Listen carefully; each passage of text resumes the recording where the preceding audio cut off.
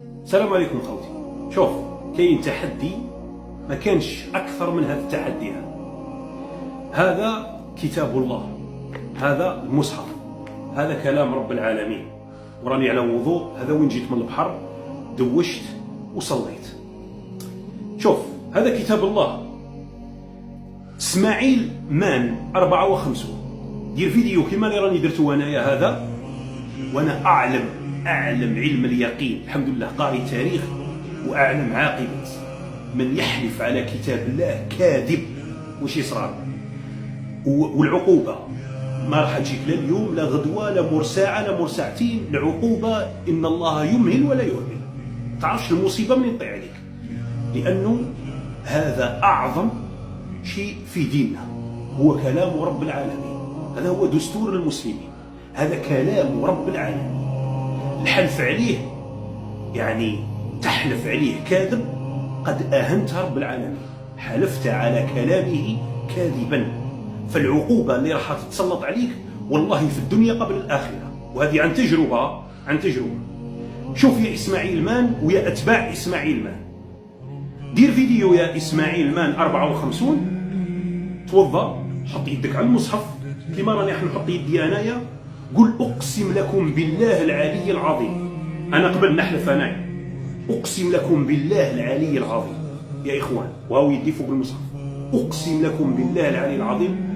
غير اسماعيل مان كاذب فيما قال، والله التسجيل هذاك ما كاين منه، قسما بالله العلي العظيم في حياتي ما تراسلت مع اماراتي ولا اي كان اي جنسيه، وهذيك المكالمه قسما بالله العلي العظيم غير كاذبه والله.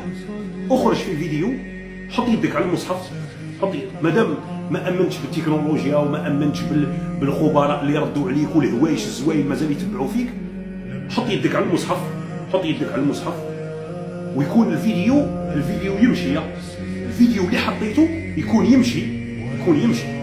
قل اقسم بالله العلي العظيم، وهذه يدي فوق المصحف، قل والله العلي العظيم.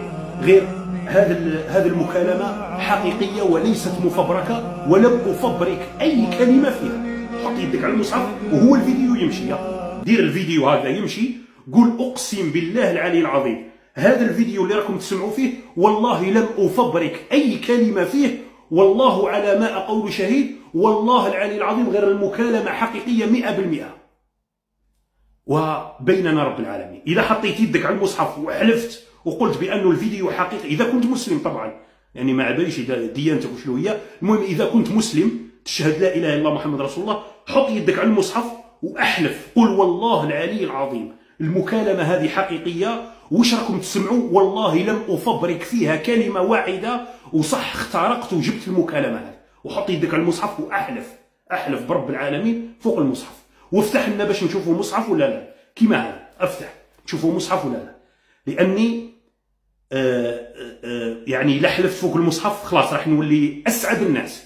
والله الا شفتك درت فيديو فوق المصحف وحلفت هكذا والفيديو يمشي، والله راح نكون اسعد الناس وخلاص بصحتك راك ربحتني. المهم احلف فوق المصحف وخلاص، ونشوفوا عقاب رب العالمين كيفاش راح يكون.